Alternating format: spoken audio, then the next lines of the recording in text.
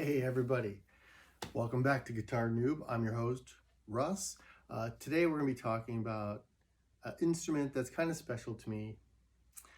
It goes back to the whole Guitar Noob basis, and that is trying to identify and buy dream guitars before you even really know how to play guitars. So in this episode, we're going to talk about this beauty right here. Okay? Let's get on in there so everyone can see it. This is a 1984 BC Rich ST3 that was made in Japan. It's got the classic harpoon headstock, beautiful. It's got this beautiful glimmer. I don't know if you can really capture it, but this white metallic sparkle. It's just I personally think it's a stunning guitar. And when I originally bought this guitar, I bought it as just the body. And the person I bought it from was kind enough to throw in the original pickups and some of the switches, but there was no bridge at the time. But I loved it. I knew as soon as I saw it, I'm like, oh, that's a sexy guitar. Like, I know one of these days that I'm gonna want that guitar. That's gonna be like my guitar.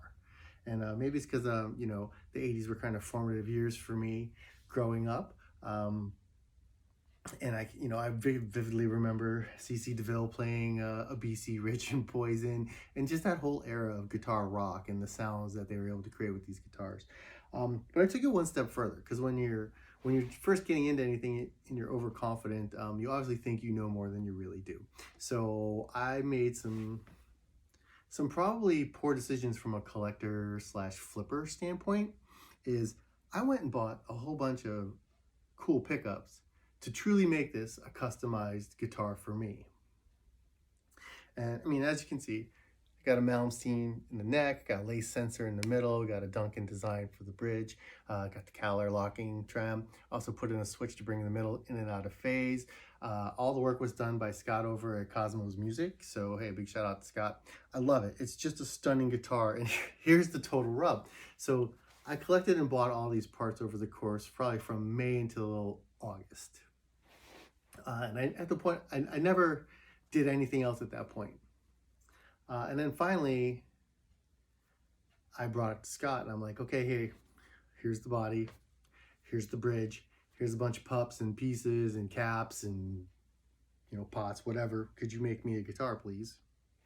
And he did. And I love it. I sat there holding it, and I'm going to be completely honest. I got this back from him maybe 3 weeks ago. Played it for like 5 minutes because one of the saddles was off on my G-string and it didn't sound right. So I literally just got it back from him this morning. And I haven't even played it, but I already sold it. And do I feel kind of bittersweet about it? Not really. You know, I thought I'd be a lot more hurt. It's stunning. It's a beautiful guitar. Like, really, I stand there and I hold it. And whether you're a BC Rich fan or not, like, this is just a pretty rockin' guitar, right? I'm not going to play it for you because I won't hurt your ears, and I'm not good enough to do this guitar justice, which is another one of the pitfalls of learning to play as you're learning to collect, right? But I'm getting better, but not good enough to share it with you guys just yet. But what's also getting better is my knowledge of guitars. So lesson number 1, you should play a guitar. You should really play a guitar if you buy a guitar. But I think the benefit of me not ever having spent a lot of time playing this is that now I can kind of let it go and be happy, because the gentleman who's buying it from me seems to love it just as much as I do. He says it's always been his dream guitar, and he's a young buck, you know, he's in his 20s. So, you know, this thing was out probably before he was born, you know, 20 years before he was born. This guitar was in action all over the place. And here it is, it's being highly coveted by someone, you know, generations past it. So it's kind of cool for me as an older guy who grew up watching people jam on these things constantly, to kind of pass it off, to pass the torch, so to speak, to another younger generation, someone who's really going to enjoy it. He said this is his dream guitar. So Halren, if you're listening, buddy, it's on its way to you.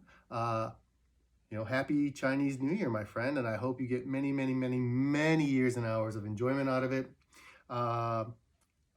And I hope you send me a video. because outside of what I'm going to play with it after I get done shooting this video, it'll be the only times I ever really get to hear it. So I hope you make it scream, and I hope it brings you plenty of enjoyment.